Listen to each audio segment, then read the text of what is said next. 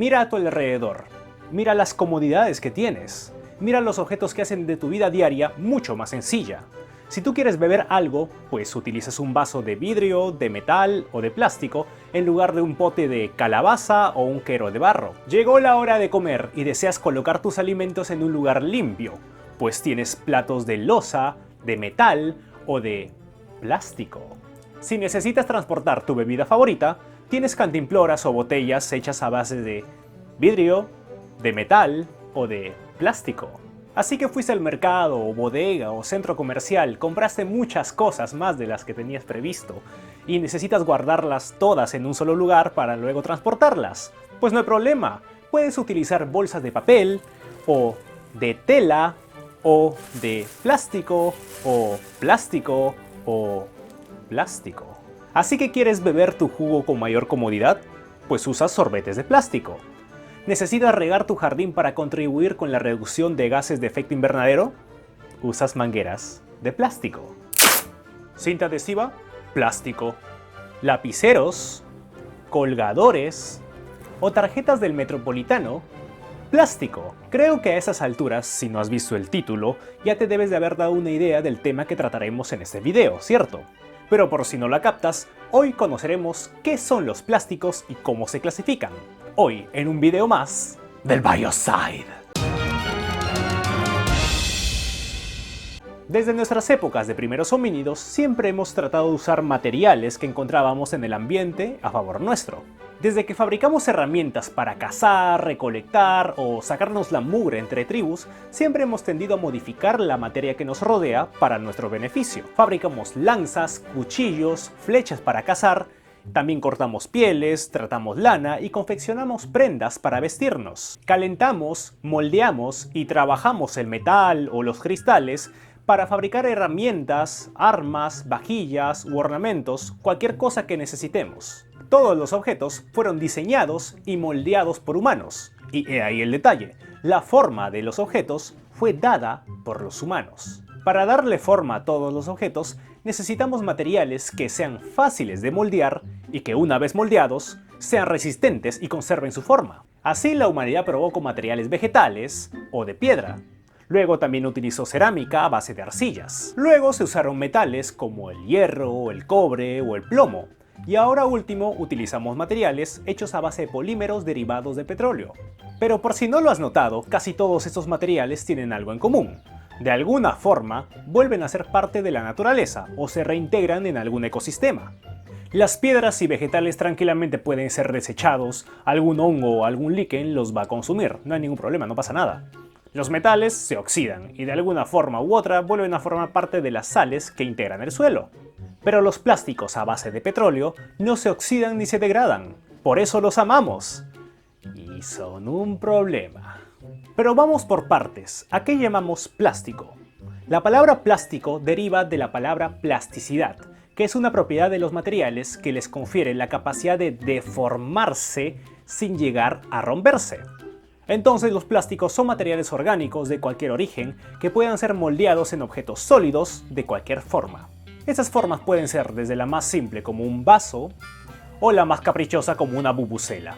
Por cierto, los polímeros son generalmente macromoléculas orgánicas, y con orgánicas me refiero a que son basadas en cadenas de átomos de carbono.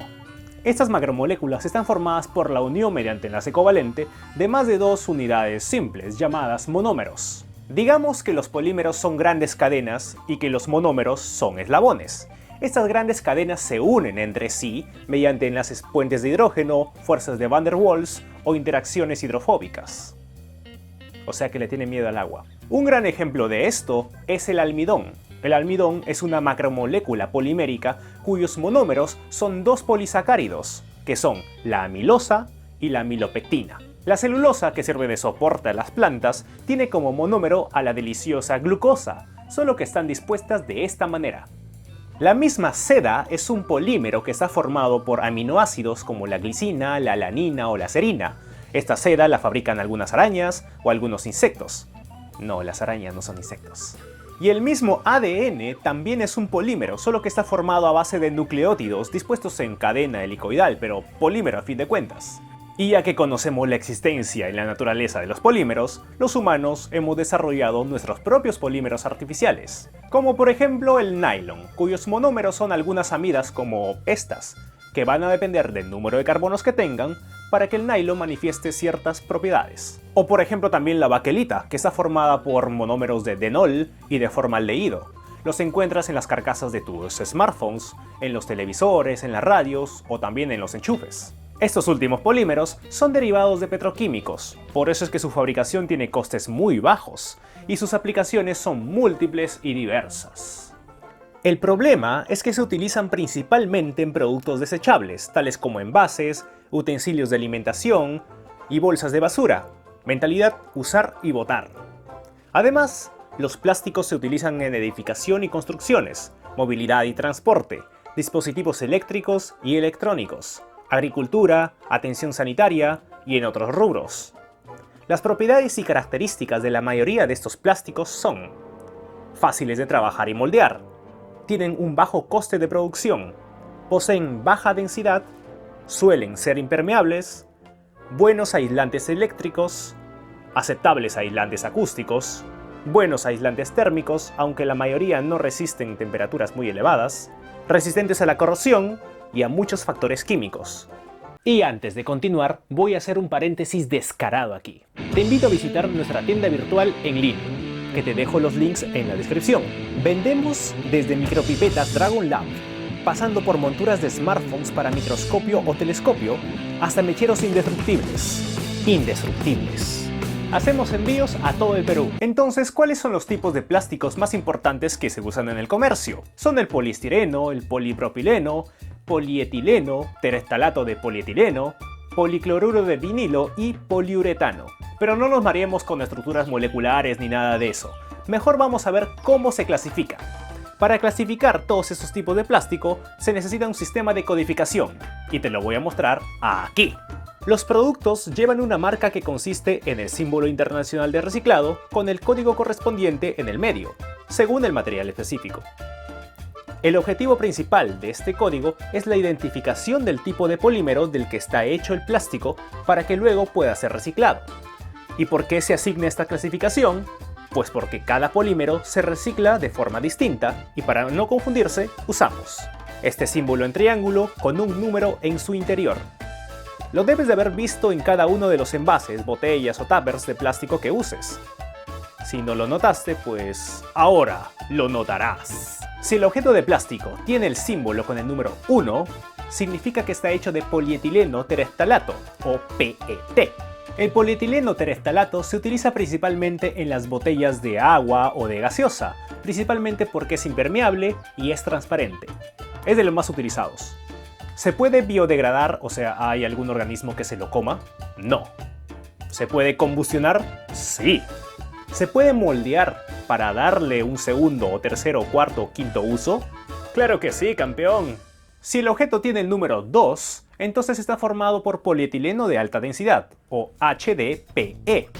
Está presente en tuberías para la distribución de agua potable, en envases para alimentos, detergentes u otros productos químicos como esta crema, en dispositivos protectores como cascos, rodilleras o coderas, en vertederos, en piscinas, estanques o en pilas dinámicas para la gran minería, porque es impermeable.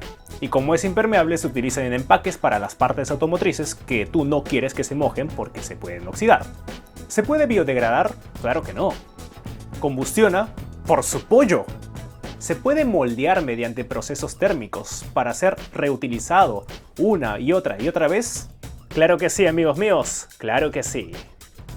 Si tiene el número 3, se trata del policloruro de vinilo, una cadena de cloruros de vinilo. Tú lo conoces como PVC.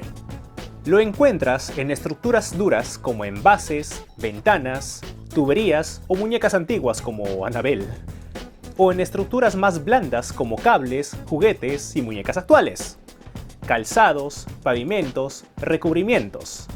Es muy resistente al ambiente, tanto que no se degrada, lo cual es un problema como todos los demás plásticos, pero existen métodos para reciclarlo. Si tenemos el número 4, estamos ante el polietileno de baja densidad, que a diferencia de sus hermanos polietilenos, este tiene las cadenas de etilenos mucho más ramificadas, lo cual hace que la densidad sea mucho menor.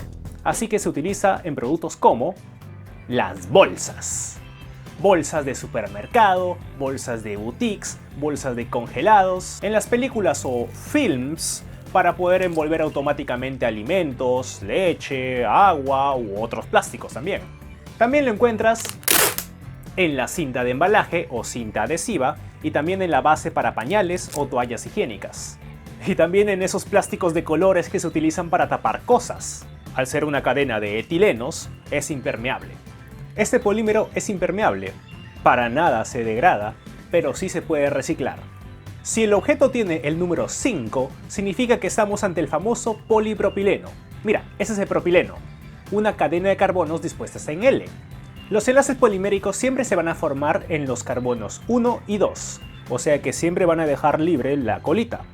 Y he ahí el detalle. Porque el polímero se puede formar con todas las colitas hacia un lado y ninguna hacia el otro, con muchas hacia un lado y poquitas hacia el otro lado, o igualmente distribuidas. Estas diferentes formas de polimerizar el propileno hacen que el polímero final tenga diferentes propiedades, ya sea para aumentar o disminuir la dureza o elasticidad. Y eso hace que pueda ser transformado utilizando distintos métodos. Por ejemplo, por el moldeo por soplado se forman botellas o depósitos de combustible, galoneras. O termoformación, que se usa para fabricar tuppers o jarras que aguantan altas temperaturas en el microondas y bajas en la refrigeradora. Hasta tus CDs, si es que aún los usas, están formados por polipropileno. ¿Se degrada? Claro que no. ¿Se recicla? Por su puerco. Ahora, si ves el número 6, es porque el objeto está hecho de poliestireno, que a esas alturas ya debes intuir que se trata de una cadena de muchos estirenos. En su forma pura o de cristal, es un sólido transparente duro, pero frágil, y se le moldea en distintas formas y tamaños. También se puede mezclar con caucho a la hora de polimerizar. Se llama poliestireno de alto impacto, pues lo soporta y no se quiebra.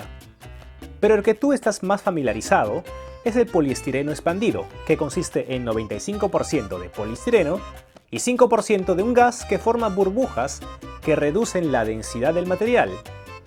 Tú lo ves en el embalaje de productos frágiles y lo conoces como Tecnopor.